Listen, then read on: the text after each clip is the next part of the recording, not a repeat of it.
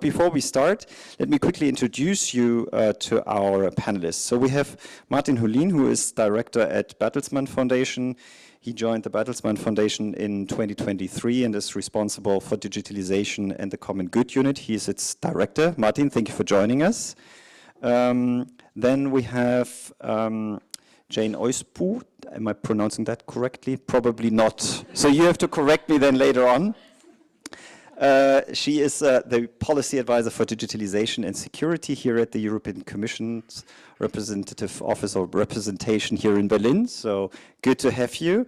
Then we have Adriana Groh, who is CEO at the Sovereign Tech Fund. I'm not sure if we can put her on the screen so you can see her. There she is. Adriana, thank you for joining us. I'm glad that you could make it. And then we have Professor Georg Lasse, Professor for Cultural and Political Geography. That sounds fascinating, at the Friedrich-Alexander University in Erlangen-Nuremberg. So thank you for thank you for doing the trip and for joining us here today. With this, let me open the floor for Martin Hullin for his keynote address. Martin, the floor is all yours. Thank you. Thank you very much. And good evening to everyone in Berlin and those of you also, of course, participating online. And a warm bonsoir from the shores of the Seine today on this Bastille Day, as I'm joining you virtually from Paris. So first and foremost, I wanted to add also to the congratulations to the Data Innovation Lab on its 2-year anniversary. This initiative really plays a pivotal role in shaping a future where human-centered data-driven insights are embedded into the foundations of international cooperation.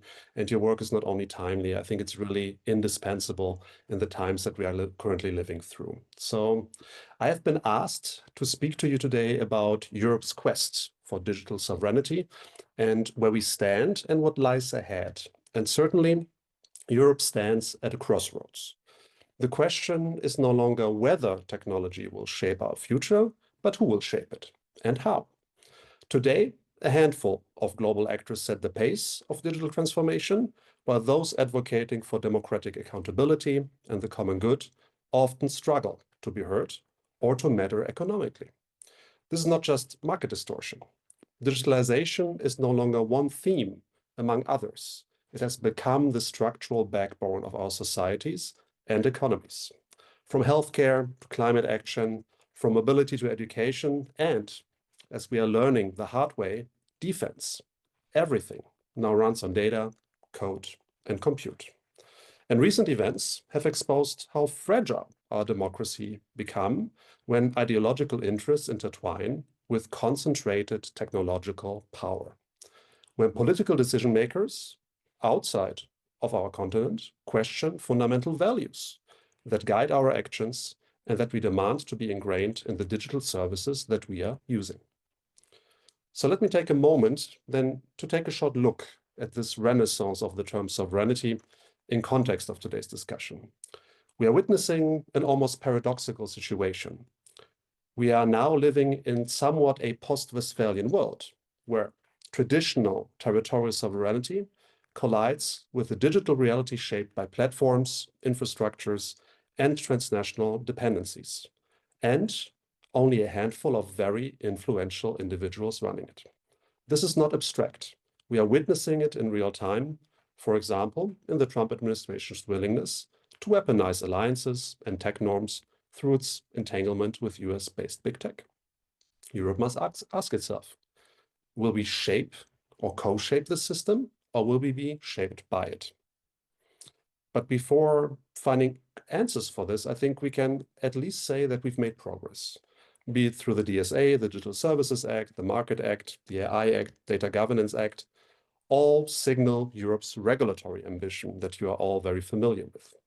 But sovereignty in the digital age cannot solely be legislated into existence. It must be built, capability by capability, layer by layer.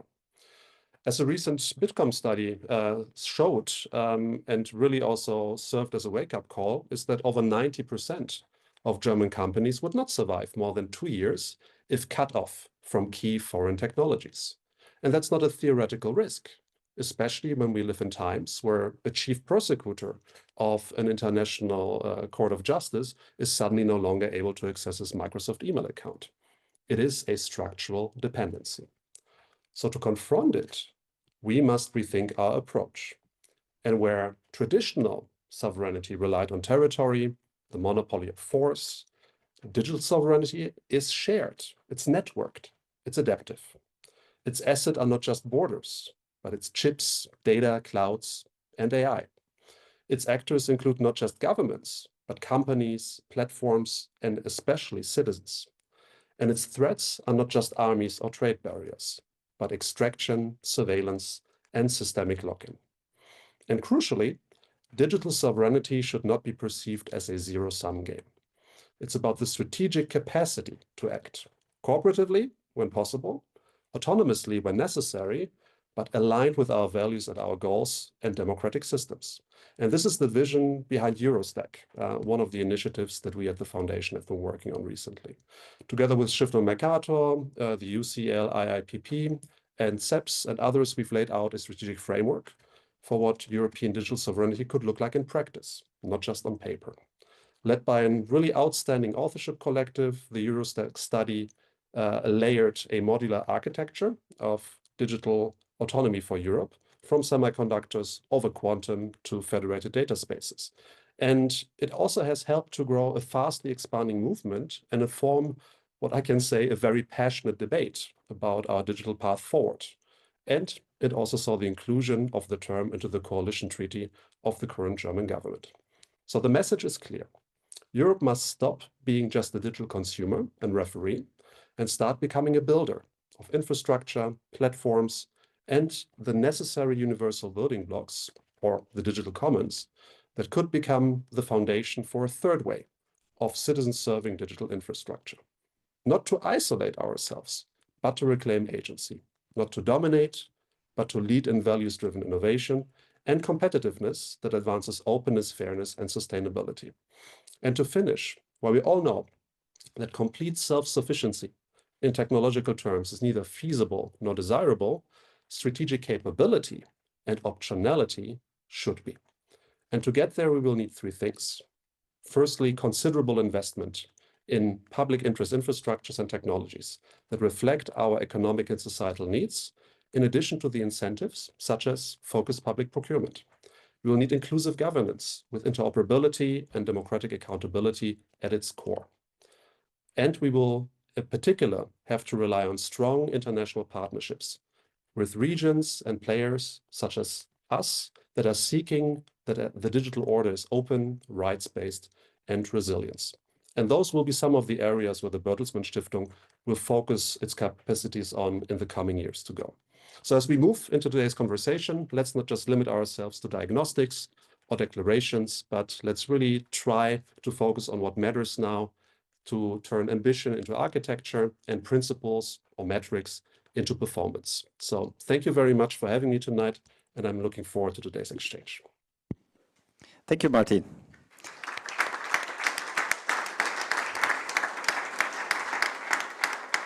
Thank you, Martin, for these inspiring words. And let us, for the time being, stay a moment with the notion of autonomy, sovereignty. And I wanted to ask you, Jane, if you could share a few thoughts about how Europe can actually assert its digital autonomy without necessarily isolating itself from the global tech ecosystem. Because I think Martin made it very clear in his intervention, saying that, okay, we have to somehow strike a balance. I mean, regain, I think you framed it, or you called it agency where necessary, but also making sure that we remain connected to the outside world.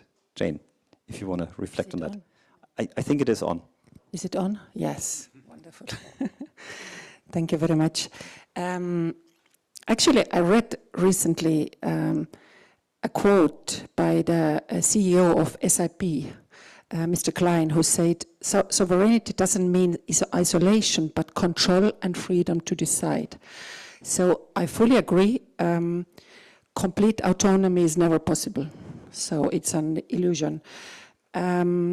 And in Europe, how we think the strategic or digital sovereignty, we say that our autonomy should be based on openness, interoperability, and cooperation with trusted global partners.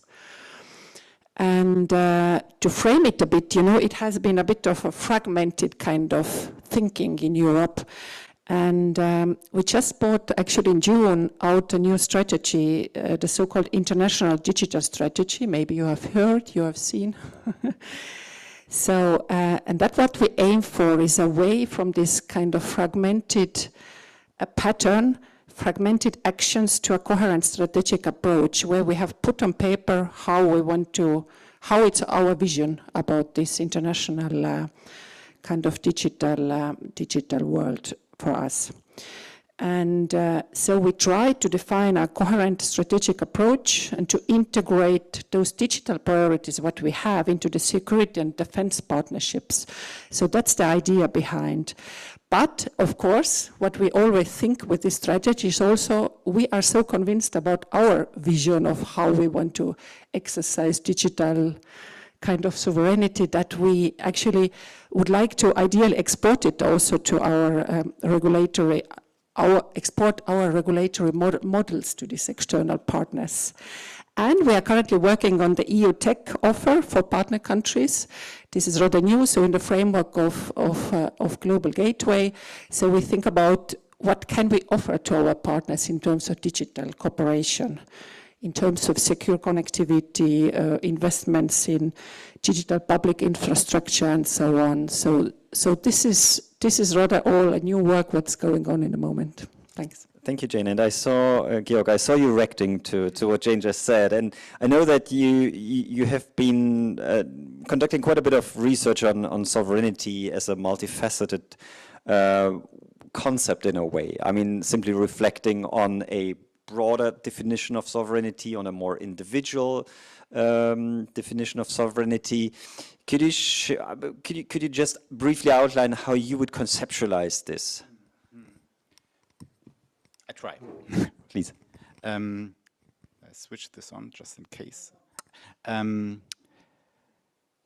sovereignty is a rather complicated term, and we already heard that sovereignty is, Martin Hulin just said, it's a strange renaissance of this notion of sovereignty in times where we live in in such a connected world.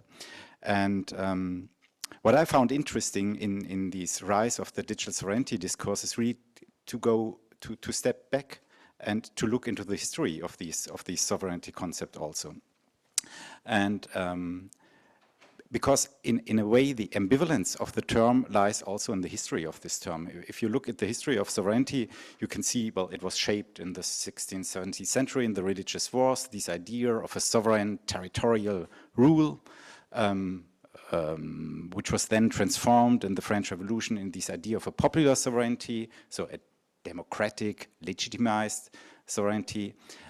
But still you have also within the sovereignty this idea of a centralized absolute control over territory. And the problem which we can see and observe that digital sovereignty is also used as a notion, as a political notion, by players who aim at this centralized rule. So you see, I don't know, in Russia you can see these, in China you can see this idea of digital sovereignty.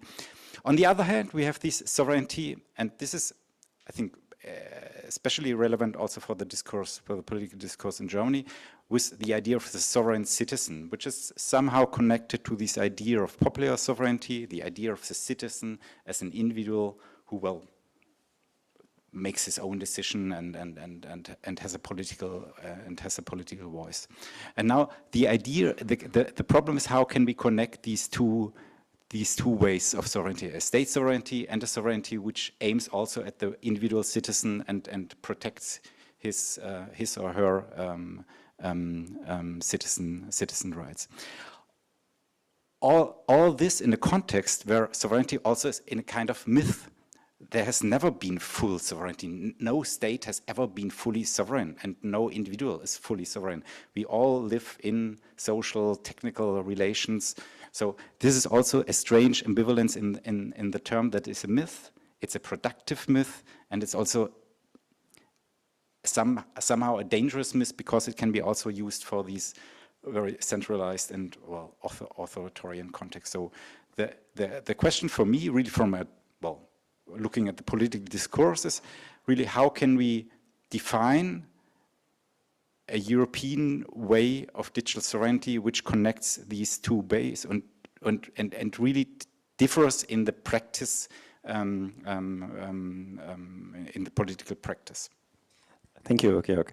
I would like to go over to Adriana, because we've heard both from Martin and from Jane that openness, interoperability, investment, inclusive governance, partnerships are quite important. I think for you as a practitioner who has been dealing with the very pragmatic aspects, and especially of investing into technology, my question would be, how do we actually make that happen? I mean, coming from this broad concept of sovereignty, which is a huge word, which is multifaceted, as we just heard, how do we really translate that into something that is digestible, that is handable, that is feasible in a way? Adriana, a big question, and sorry for pushing that over to you, but I'm sure you have an answer to that one. Thank you.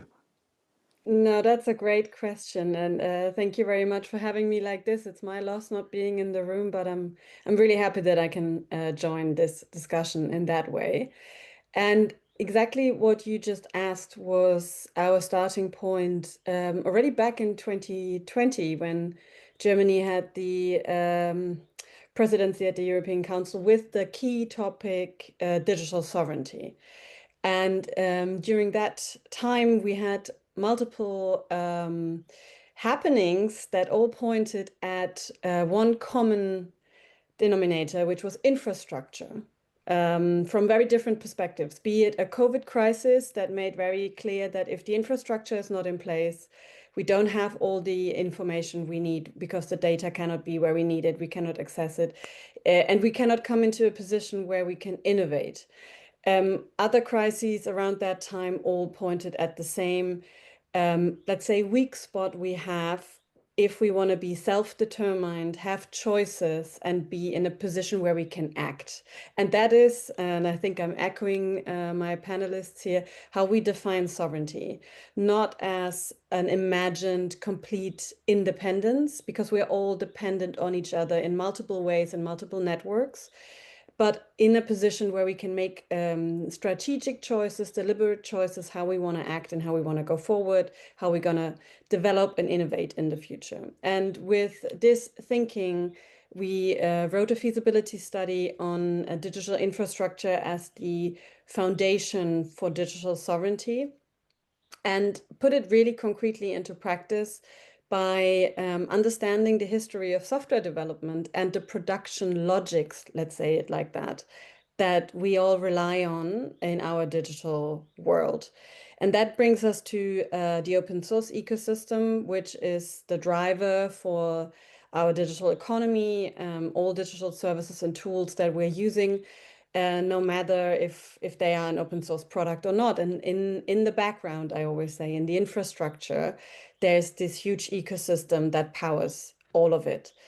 And it is a really beautiful example for how we understand sovereignty or define it, which is openness, interoperability, connectivity, and co-creation, which makes it possible to come up with this lively innovation ecosystem that produces healthy competition and lots of innovation drive. And that is what we need if in the future we want to be sovereign, meaning self-determined in how we shape future developments, how we use technology, which ones we use, how that technology is governed, and so on and so forth. So that is how we operationalized the concept of digital sovereignty, by putting a spotlight at the very foundations. Of course, that means in the software stack, and I think the EuroStack proposal is laying that out very, very nicely. We have to have different measures for different challenges, but we cannot forget about, I always say, the software that makes software development possible, that developers need, which is a little bit of the weak spot to imagine this dependency we have here. And I think I lost a few on my panelists, but I'm going to leave it with that and wait for the next question. Thank you, Adriana. Let me quickly pick up on that, and I wanted to address this question both to Martin and to Jane for a moment. I mean, I sometimes have the impression that we are terribly good at innovating in Europe or across Europe. So I think there is a lot of innovative power, and that's even true for this room, right?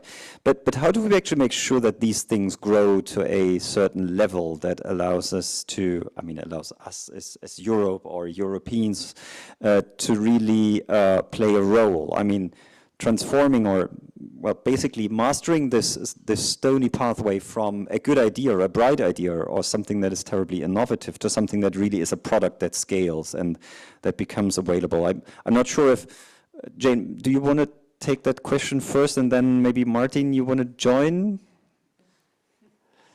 I can, yes. Oh, I have many ideas about that, but so I try to. We have an entire evening. Half an hour is already gone. I take it from my introduction that when we speak about Europe in digitalization, we speak a lot about regulation.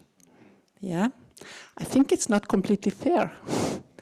It's not completely fair because, I mean, in the last legislature, indeed, under the first von der Leyen Commission, we have indeed reformed the big bulk of our digital regulations, so that's a completely new framework. But under the new legislation that started in December, we have actually, our absolute focus is on innovation. So how do we now really, how to, what's the word in English? Grow. I know it only in Estonian, käivitama, you understand? Now I know what you're so talking it's like about. a kind of, you know. Mushroom boost. Yeah, exactly. Wonderful. Very good. So, so we have a lot of things going on, you know, since, let's start with the competitiveness compass that we proposed in January, which actually puts in place the frame where we want to land, where in which direction we want to go. So we say already in this competitiveness compass strategy that we want to reduce dependencies and that tech sovereignty is a must to ensure our security and protect our democracy values. And then we started like bringing forward different initiatives which all direct into this, you know, like boosting innovation. So there are a lot of things going on, not much on regulation, but a lot of things where we invest. For example, we brought now in April the AI Continent Action Plan. Where with that together we proposed the Invest AI facility to mobilize 200 billion. Including 20 billion for the AI gigafactories. So we proposed, or actually we have almost implemented it already, 10 billion EU level investments in 13 AI factories. So that's going on. We are working on the new CHIPS Act 2.0. So, you know, probably we have 2 years ago proposed the CHIPS Act to enhance semiconductors capabilities. Now we have a new one coming with new funding, a lot of new funding. We just proposed a quantum strategy. We have a lot of funds coming from Horizon Europe, European Innovation Council that goes directly into supporting, financing innovation, research, and so on. So there are many things going on, and this is basically what I address now is like the infrastructure, what we need. We, of course, need also data. That is often criticized, that we are not in Europe, not so good in data.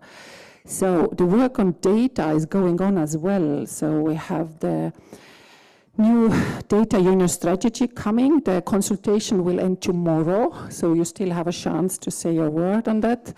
So the new data union strategy to unlock this high quality structured data, what we have actually a lot in Europe, we just don't use it enough.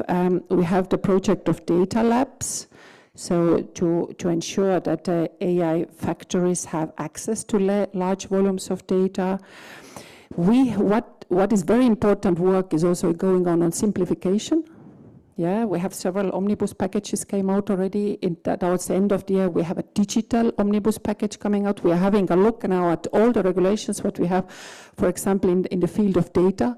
So what can we make easier? What do we need? What we don't need anymore? What is redundant? What is double? So to reduce it. And that's actually quite new because, I mean, I hear even very old officials saying that they never experienced in the Commission so far that basically every policy field is checked for what we can reduce, what we can save. So this is really a new approach. And not to mention also AI Skills Academy, that we try to boost skills for AI. By the way, I can bring a nice example from Estonia on that, if I may. Please go ahead. Yeah, we have a new... I've been there last November. I know I it's was quite terribly impressed. I know it's quite shocking for the German public, but since February, I mean, you know the Tiger Leap project, what we started in Estonia in 92 or 94, and that brought us that far. We now have a completely new initiative proposed in February. We do the same with AI. So basically, we roll out AI education at every school, starting now at how to say, gymnasiums level, the level, the high school level, and then going down until the 4th class. So the pupils in Estonia, everybody will learn about the AI, and not only the usage, but also about the risks, and so everything that they have a proper AI education. So that's that we don't do yet on the European level, but maybe it's a nice example of what is possible. Thank you. So let's be excited. There is still a bit of there is still something around the corner. Martin, I already announced that I would also throw over the ball to you. Listening to what Jane just said, and with your work on the EuroStack Initiative, do you still see additions that should be made or room for improvement? What is your take on this? Certainly. I think as maybe a first kind of remark and reaction is, I think at its core, we really need to become better in aligning incentives of different silos right now to work together. And this is not about, you know, saying regulation is bad or it's a restriction for growth. I think that's way too simplistic, because well thought of, harmonized also legislative measures can actually unleash a lot of framed initiatives. But I think there are a few that stand out to me that we could still certainly have better attention on. I think there's talk right now about the 28th regime to enable startups to raise funds across the European Union. So that is one, I think, big aspect where it's still very necessary also to talk to the actual startup entrepreneurs, and I think also to the investors, so that they actually are heard on what is needed now to basically grow and scale. I mentioned in my short keynote at the beginning, one of the strategic levers that is public procurement, because we always forget how big of a strategy this was for the growth of the US innovation ecosystem. And it still is. And I'm not advocating that we copy-paste a hyperscaler model in Europe, because the context is a completely different one. But nevertheless, there are aspects I think we should certainly be aware of.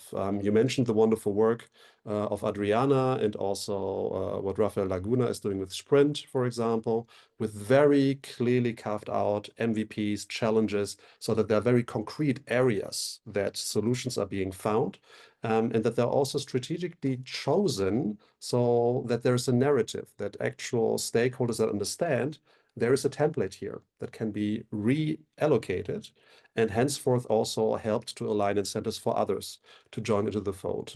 But I think at its core, it all comes down to also having strategic funds at our disposal to keep talent in Europe, because one of the few business models that we have in the innovation ecosystem is that there are exits, for example, IPOs. Those are mostly outside of the EU. We should keep that in mind. And what we are also still lacking, and that's a challenge I think we have to actually approach ASAP, is our current inability to measure what sovereignty in the digital realm actually is. or strategic autonomy, or digital resilience. I mean, there are multitudes of very contextual different metrics or indexes that are there. It's proliferating as much as the meaning of sovereignty. And I think that is key at the moment, because if we can measure it, we won't see it. And same goes for our also governmental institutions when it comes to actually incentivizing going in this regard. So to finish, I think there are plenty of interesting things going, but I think we can do a better job in channeling many of these well thought of initiatives through well-formulated integrated narrative to also make the Europeans understand, and our partners of the world, of what we are actually aiming on doing here. Because in its little pieces, it can be very niche, it can be very technical, but what we are doing here is nothing short of exciting and extraordinary within a big moment of urgency. So I think it has all the ingredients to get folks kind of moving forward and trying to build a better future, as cheesy as this sounds. Sorry.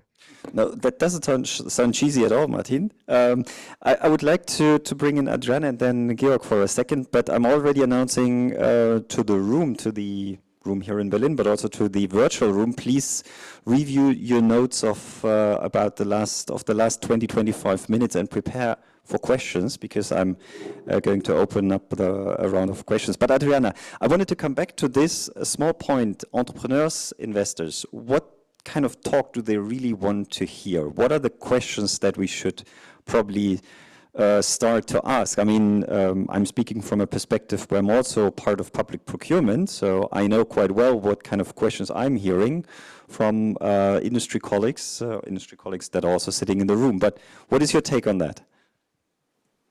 I'll put on different hats to answer this question. And I start with the infrastructure perspective first, and then the innovation perspective.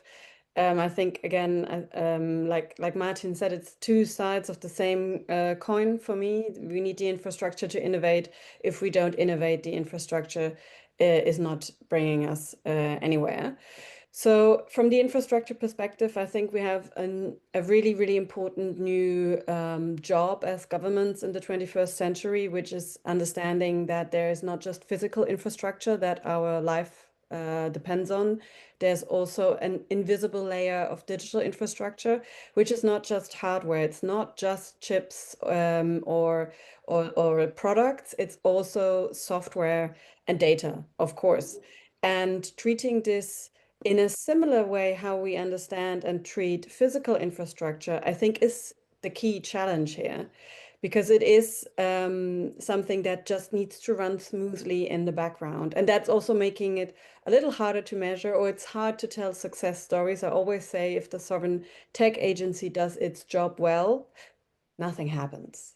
Everything just works, empowers, and is this a healthy functioning ecosystem in the background, like the engine room for all the exciting things we want to do on top.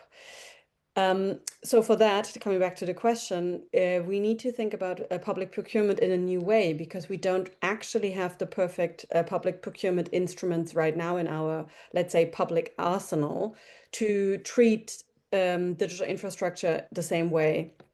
And value it the same way like we do it with physical infrastructure. And we try to become a blueprint as the Sovereign Tech Agency for partners in the European Union at the moment to take up this job and make it possible to give public money in the public interest for public digital infrastructure, so that it is available for startups, small and medium-sized companies, and serves for the competitiveness and the innovation ecosystem. And that is a huge challenge that we're doing at the moment. We're still pretty much the first ones thinking about it in that way, and trying to, as I said, come up with blueprints that we then can improve and scale throughout the EU and with partners. From an innovation perspective, because before I started the Sovereign Tech Fund and the agency, I ran a project basically with the city of Hamburg on data sovereignty. We also need to think about this ecosystem that runs under the same shared responsibilities, but also access for new target audiences. And the same goes for my job before, which was the Prototype Fund, which was an innovation program that said we need to access new groups of people because research shows us that those groups that are the most innovative often have the hardest time accessing public money.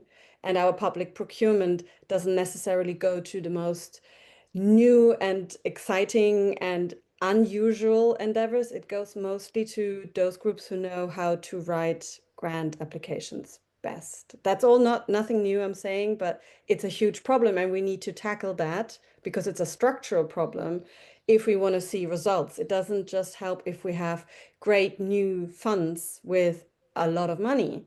It also means we need to really redesign how we do this. We need to redesign how we measure impact, and we need to access new groups of people to really unlock their potential. And that's not rocket science. At the end of the day, we can look to partners who tested approaches. I think we need to scale them though, and then really stick with them as well. I think that is with what I would want to finish.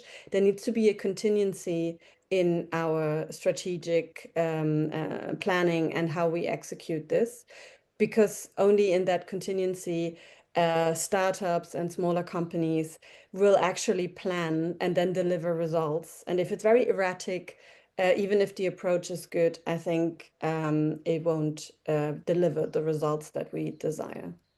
Thank you, Adriana, for this plea for a strategic approach also to procurement. Before opening the round for a round of questions, I wanted to ask you, Georg, there were one or two sentences about measuring sovereignty, and I thought you reacted to that one. Do you have some thoughts? I mean, sovereignty, how do you basically measure it? How do you translate it into something that is palpable in a way? I have no idea. Thank you. No, I remarked this notion of measuring sovereignty, and I think in a way that's a key problem for me. If we talk about European sovereignty and we want to measure something, there needs to be a discussion, what is this digital sovereignty a la l'Europe or whatever. So, and this is also in this discussion, it's not really, well, really take me as an observer and not as a consultant here. We are better asking questions than, well, than consulting as social scientists. But my feeling still is, it's not really clear for me what this European digital sovereignty should look like. We are very clear that we do not want this hyperscaler model. Okay, and we still want something which is openness and which is probably in the DNA of Europe. And when the idea of Europe was really built, it was opening up markets, opening up the European market, opening up to the world. But we have a problem now with only openness. Though this is this strange ambivalence again in digital sovereignty. We want to be open, but well, not the hyperscaler. So I think what is really needed is a discussion about what kind of digital society will Europe aim at, and what do we, and where do we differ from the American model, and where do we differ from a state-led Chinese model? And this is to me, it's still missing these very basic discussion, and it's probably something. In Germany, there's this discussion about a Zeitenwende in the defense, and I think there's also a need for a Zeitenwende in how Europe looks at digital policy, and which probably has something to do with money also. So where do we want to spend money on building infrastructure and keeping it? So a very clear answer.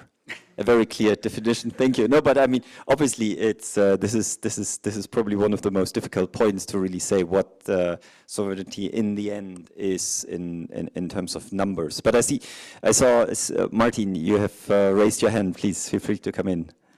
I'm daring to make this a discussion and a debate, so I hope you indulge me just very shortly. I fully agree. I don't think that you will find 5 scientists or consultants that could agree on how such a measure or index could actually look like. But what I would like to bring in is, I think, also maybe a non-Eurocentric point of view on this, because once you go to India, once you go to Brazil, once you talk to institutional investors in Singapore, of all places, the discussion very quickly becomes a discussion around the notion of trust. And, where we grew up with this innovation paradigm of, the faster the better, first to market, right? Hyperscaling, etc.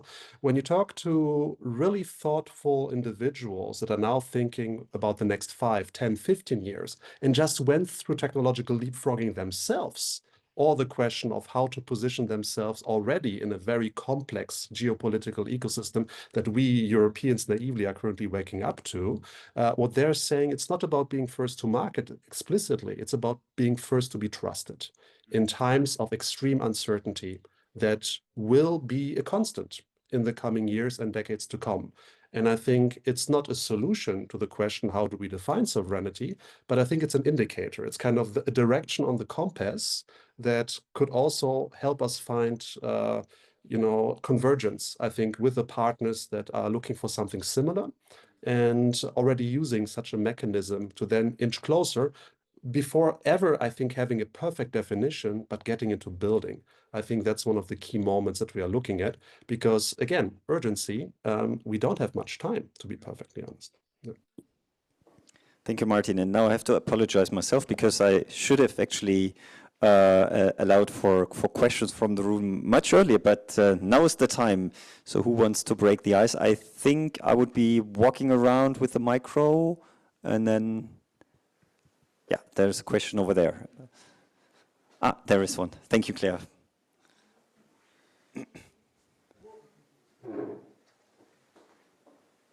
So there was a question, right? Now I'm doing some sports here in the evening. That's good.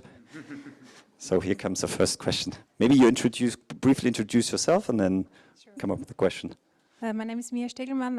I'm actually an external consultant from Castini Consulting. And my question goes more in the direction of Adriana, I think, talking about a lot of new strategic way of thinking, about all the things we need to build. To me, also sounds like a lot of new capabilities need to be built within the policy offices, within the administration. And this is a question to everyone. I would be interested in what your perspective is on that. Thank you.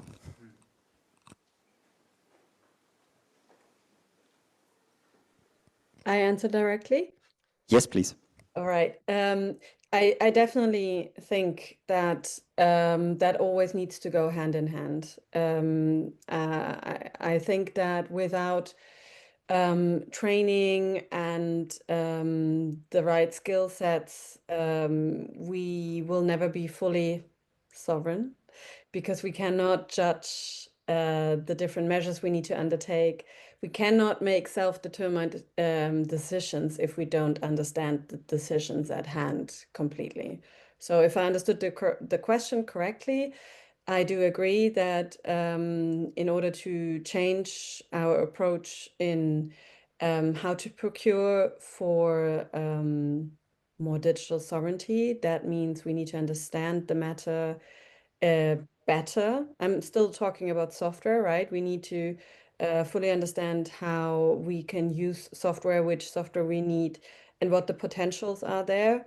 And that, of course, requires a deeper understanding. And maybe one additional thought.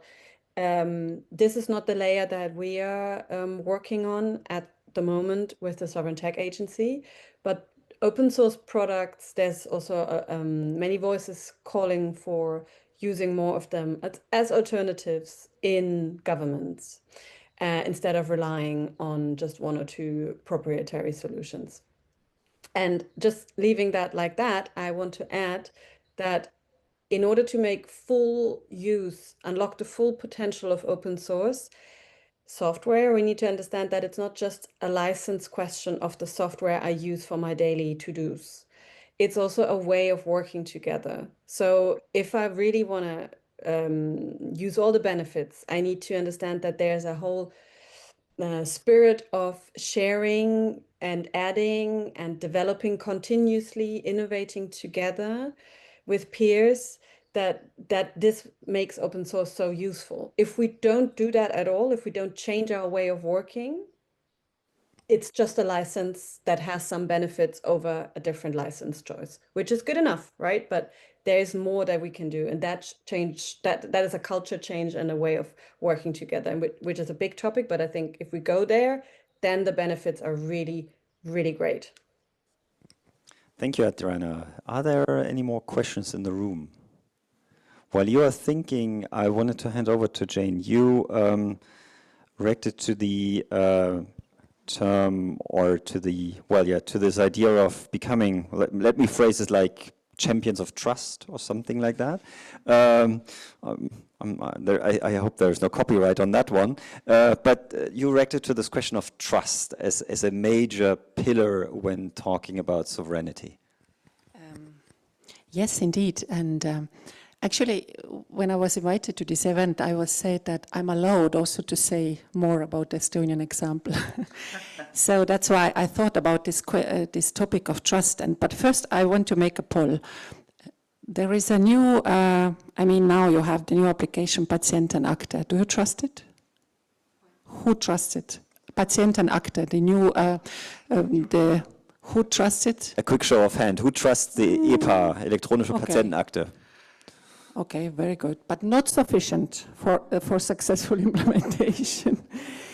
No, I mean, just to bring the Estonian example, there are a few principles which are behind the digital success, for example, in Estonia, and one is the issue of trust. That means that, you know, the state put from the very beginning very strong emphasis on public trust. That means that all the digital applications, what we use in our digital state, digital administration, they have to be trusted. I'm not saying 100%, but really a really, really high degree. What I mean with that is you know, we decided that we need a very secure infrastructure in terms of rigorous cybersecurity. By the way, we are world leading on that.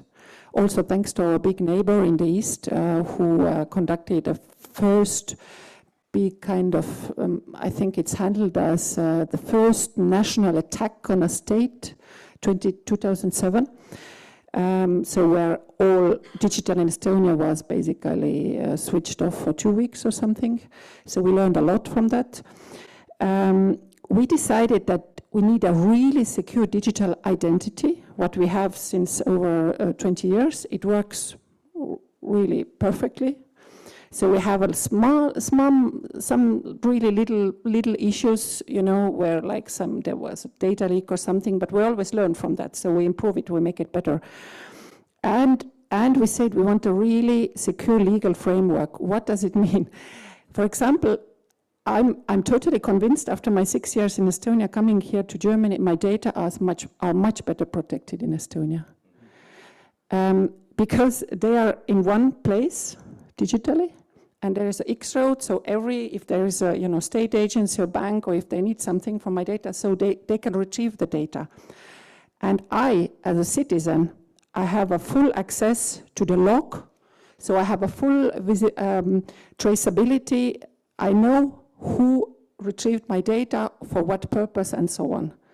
So I feel really very confident about that as a citizen. What I don't feel really confident about in Germany. Every time I go to a doctor, I leave there like 30 pages of different personal data. I don't know where they land. So I think through these measures, the state really built up a really, really high secure levels that the citizens trust.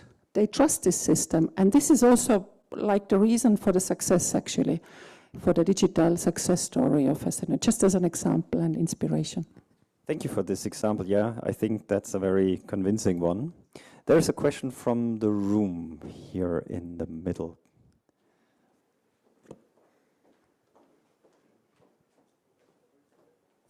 We have Estonia as a model since at least 15 years. So why, or even longer. So I am coming from personalized medicine. So Estonia was always our role model. Why was Estonia not able to export their model to the rest of Europe? What were the barriers? We are doing it step by step. We are doing it with Finland because they are quite like-minded, you know, from the mindset also the same kind of willing to try out new things. It works, for example, if I go with my ID card to Finland, whatever pharmacy, you know, I hand it over and I can, you know, they have like the same digital recipes and so on. So we do step it works perfectly with Finland. Now we are doing with Portugal. Yeah, it's nice. Now quite far away, small state. To be honest, I don't know the reason why. I asked recently, but they did not give me an answer. Yeah, I have the same question. We have good example in Europe. Why don't we learn from each other? Why? We have good examples, and I'm not speaking only about Estonia. We have some other examples as well, really nice one from Scandinavia, how the Danish have digitalized their transport system, networks, and so on. Why don't we learn? I don't know. I mean, Estonia is happy to export its knowledge and so on, but you know, the others, they don't come really along. Maybe you can answer why Germany doesn't come along. I'm actually tempted to hand this question over to Martin for a second, because you're working quite internationally as well. So sovereignty on the one hand, realities of deeply interconnected tech ecosystems or a tech economy, and then at the same time these obstacles to learn from each other or to kind of take what has proven as useful and valuable. Is something like a EuroStack initiative an answer to that, trying to bring together these big best practices, or do we still need something else? Maybe I turn it around. I think one of the reasons why a few foundations and initiatives embarked on conceptualizing something like EuroStack is because we are feeling this knot that is very difficult to unlock in a way. And coming originally from sustainability policy, I worked a lot on renewable energy policy and energy efficiency. So Adriana, very similar to what you were saying on how difficult it is, you know, to visualize the importance of, you know, building blocks in the software stack. The same goes with energy efficiency. You can't put a politician in front of an energy efficient building and have them cut a ribbon like you can do with other energy solutions, hence narrative challenge. So we embarked on EuroStack, and there are many other similar initiatives trying to conceptualize it, because we thought it needs a mental model to help bridge these silos that are not just language silos. They are also, to a certain extent, silos of thought. In the political realm, it's not coincidental that we have a lot of folks with legal background. In the technological one, we are engineers. We are not speaking the same languages. And compared to the US or other places, and I go back to the point also made concerning competency building, capacity building, we don't have as much of a revolving door within our policymakers, technology builders, etc., as we find in other areas. And I think thinking of these strengths, thinking of the mental models we might need for analogies to then actually start having this debate, I think could then also help us not tend to reinvent the wheel in every industry, in every different country. And again, I'm a broken record. I'm convinced a narrative plays a big role here, so that we understand what the summit is that we all would like to kind of go up there and then look down on us and also realize, I maybe don't have all of the equipment, but I take the Estonian one for this, or take an adapted version for this particular summit that I want to reach there. And just being aware that there's this meta aspect that we can do quite well in Europe in other areas. But here, I think there's a real opportunity to use these mental models and not fall, maybe the final point, into the trap of like wrong analogies of saying data is the new oil and put an S in front of it. It's the new soil on which Europe could grow. You know, these types of things that you would need to then actually have a wider discussion with the required players at the table to then actually get scale and put things into action. Yeah. Thank you, Martin. I'm looking into the room for a last round of questions because we are, surprise, approaching 7 p.m. already. There is a question over there. Yes, thank you very much. My name is Rosanna Fanny. I work for UNESCO. I have actually various hats. I'm also part of the IGF youth community. And I look at AI governance for almost 10 years now, I think. And I was also part of the strategic foresight process that was led by the German Ministry of Digital and Transport over the last year. So that was a very interesting exercise because we looked at AI governance scenarios in 2040. And this is also a bit where my question comes from, because one of the main outcomes of this report or this process was clearly that, and especially when we look at AI governance, there's a very strong push on national regulation, right? I mean, you also see it from the EU, you see it from China, you see it from the US. But at the same time, there's all this talk about global governance of AI and how can we, agree on a common set of rules that protects everybody's values and human rights. And so we also know that there have been agreements on international level or global level. So the Global Digital Compact was agreed. The UNESCO recommendation on the ethics of AI is also a global instrument. So my question really to the panel is maybe on AI governance, but it can also be more broadly. What is the role of international organizations when we look at this dichotomy between, on the one hand, very nationally motivated regulation or governance, and then at the other side also ensuring a better digital future for all, including also saving rights, especially from countries maybe that are not as strong in regulation or governance, or countries in the global south, so that they are also being part of the discussion. Thanks. Thank you for the question. So the question is really about the role of international organizations. Maybe we combine that with another question if there are questions in the room. Any more questions? Please don't feel shy. Online, maybe online. Dave, yeah. Peter, if you have a question. All right, there is a question from Ermelinda Kanushi, and she asks, shouldn't sovereignty involve the use of AI tools that align with European values and principles? Okay, thank you. Maybe we pick the first one first, the role of international organizations. Georg, do you want to take this one? Just a short answer from my side. Again, more as an observer, I would say to some extent is digital sovereignty the answer to the experience that digital regulations on a global scale did not happen as it was wished for from a German or European perspective. So if I would look into the 90s, German digital policy was we open up to the global market and we hope for regulation on a global scale. And as this did not realize, as it was hoped for, digital sovereignty and the idea of, bringing in European, in 2013 with the Snowden revelations, the first thing was German regulations, the idea of keeping emails in Germany, and really very territorial ideas, and then they scaled up to the European level. And I would really see it as an answer to the failure of global governance. And if you look on the global scale right now, I'm a bit skeptical if we would see a strong role, at least in the next few years, for international organizations. But really just an observer comment. Thank you. Then maybe we take this question on artificial intelligence and the role that European regulation could play at the international level. I mean, everybody's talking about the Brussels effect, but I think it has its limitations. It's an impulse. It's a proposal in a way, but by no means something that is God-given or happening automatically. I don't know, Jane, if you want to react. I mean, that's a topic where we are in the defensive a lot.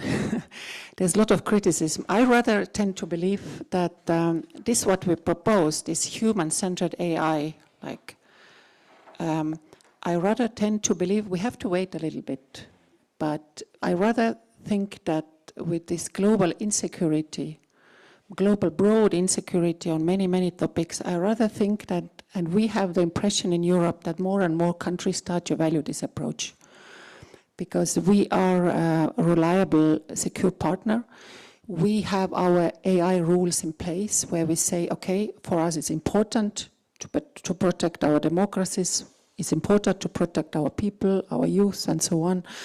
So we rather observe that there is a more and more kind of alignment and valuing. So, in general, I mean, we know, of course, the big companies, they don't want any rules, so we are not surprised about that. but we see really rather from the public sphere, from the state, that there also comes a lot of support. So I rather would believe that it's a little bit too early now to give a final judgment on that. So it takes a bit of time. And time is actually flying, so we are already 7:05. So I would invite our panelists for a very quick key message, a key takeaway, and before probably, yeah, Adriana, if I may, I would see you in the pole position to share a few thoughts. Let me, before we do that, let me quickly try to sum up a little bit. So we heard about, or we discussed the notion of sovereignty, try to shed a bit of light on what sovereignty actually means. Also trying to look at approaches that you could take to well, to make sovereignty come true, different approaches, different characteristics. Also looking at elements that are necessary when taking up your dialogue with entrepreneurs, with investors. I found this, or well, I think this idea of trust was something that was quite strong in the discussion. So thank you for this really interesting insight.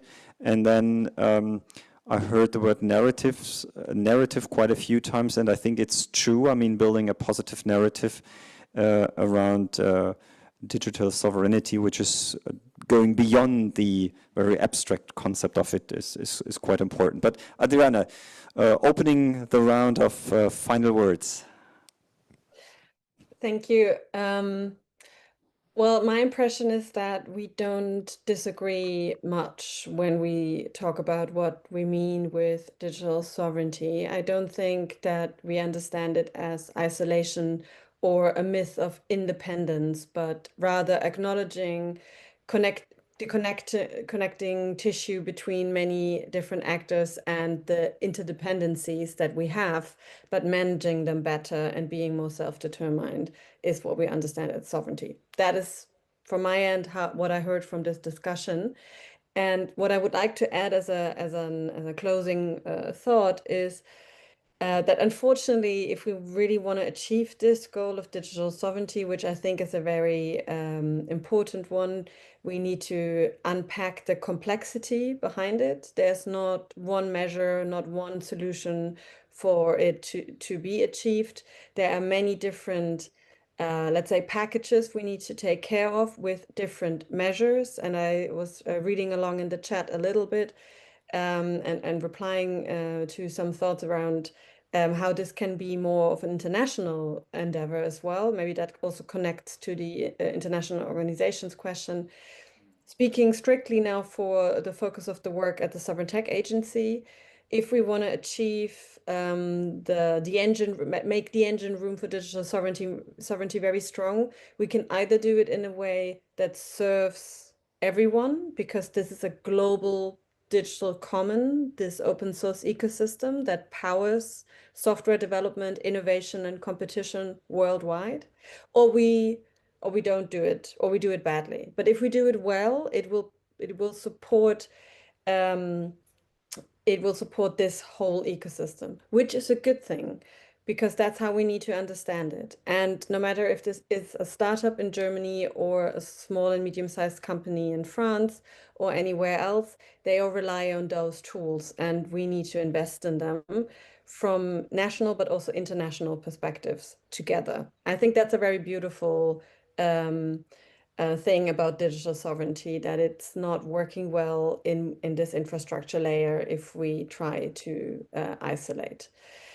But again, then there are different layers on top of it that need different measures, and I think that is what we need to take step by step, and really take it step by step in order if we want to do it well.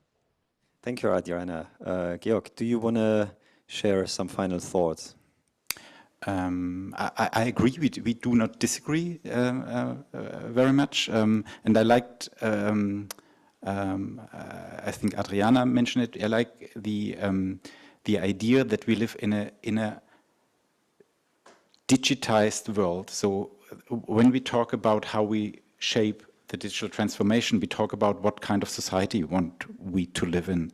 So in a way, I think the discussion about digital sovereignty is a discussion about what kind of political system, economic system do we want to live in. And I think we really need to look at these discussions from that angle, and to make it really a broad debate, an urgent debate. And this has really, and I like also this idea of narrative and this idea how we can build a positive image of what we want to achieve. I repeat myself. I think it's urgent to carve out specific ideas what a European way could look like. And just as a concrete example, where I'm always wondering why there's not more initiative from a European perspective. If you look at the media, and if I take the German example, if I may, we have a highly regulated system for television and radio, with public radio, private radio, and then we have social media, which hardly comes into some regulation from the European side now, but still is so different in the way these state, civil society, private sector logics play out. So I'm always wondering, why do we not invest in something like a social media built from a European idea how these three sectors of society should work and should interact? So I really see more need for something like a Zeitenwende in digital policy. Thank you very much. Jane, do you want to share a few final thoughts? I just had the thought now what you were mentioning, guys. I think there's something new coming on out of the pipeline in November again. So it's Commissioner McGrath will bring out the European Democracy Shield. I think this is it goes in that direction, you know, how to have to conceptually think things also, you know, in terms of democracy, protection of our life, and so our lifestyle of democracy and so on. But I wanted to make a final point, which is, I mean, when we speak about the tech sovereignty, digital sovereignty, we discuss a lot the trust issue, and then basically we are looking for security somehow, you know. But I want to say that also, I mean, we need also a culture of agile experimentation, you know, because it's a dangerous world, so we will fall, we have to stand up again, so we need to be able also to test out different things to find the right way. So I'm speaking in favor of this, you know, we were speaking about silos, and there are very different mindsets in Europe. So the Baltics, the Estonians, they have a much different mindset from old Europe. And this is also, but what is probably also the reason for their success. So, because they are not afraid of testing new things, they're not afraid. And this is very much in contradiction to the mindset maybe here or in older democracies where we believe, where we find the perfect, secure framework for certain applications. And I think this is very important, that we are also able, that we should try out things and we shouldn't be afraid, because then, you know, we will miss the train. Thank you, Jane. That sounds like a plea for more data innovation labs, AI labs, and the like. So that was not coordinated in advance. Martin, you were opening, and I'm really thankful for that. You were opening the evening with a statement. Any final words from your end? I mean, how can I follow Jane? So I'll give it a try. But I fully embrace, I think, this aspect that she mentioned concerning agile experimentation, and also what Adriana was saying, that we need to accept complexity for what it is. It is complex, very dynamic. And I think to then be able to experiment, for this we need trust. And in the German context even, I think another Fehlerkultur, another culture to fail. And this would also help us, I think, which goes then to this point around narrative that was mentioned again, to not fall victim to technological hypes and powerful narratives of the incumbents, because that's the risk, actually. Because if we haven't tried it out and, you know, failed and realized, ooh, it's actually not as mystical as some of the narratives out there, then you get agency. But if you fall victim to the narratives, then you're completely not able to shape your own kind of, path. And this does not only include Europe's path. I think that includes anybody not wanting to decide between the Chinese or the American model. And the notion of connective tissue was mentioned. I personally, in my work, see a lot of convergence across stakeholders or stakeholders, if we talk about the layers and silos. And we should not be afraid of now dissent or debate, because this really is a generational undertaking. And we should embrace that there is this marketplace of ideas right now. But there will be areas where without cooperation it won't be working. And again, I think it's time to be bullish about Europe as a trust anchor, but also approaching international partnerships that are key with humbleness and not falling into old European reflexes of former might, because I think heterogeneity will be the strength of this ecosystem, and we should co-shape it with others that have been in this similar situation for quite some time. So I'll stop it there. And thank you so much also for the invitation and letting us participate in hybrid mode. Thank you very much. And I think that's worth a big round of applause for all our panelists.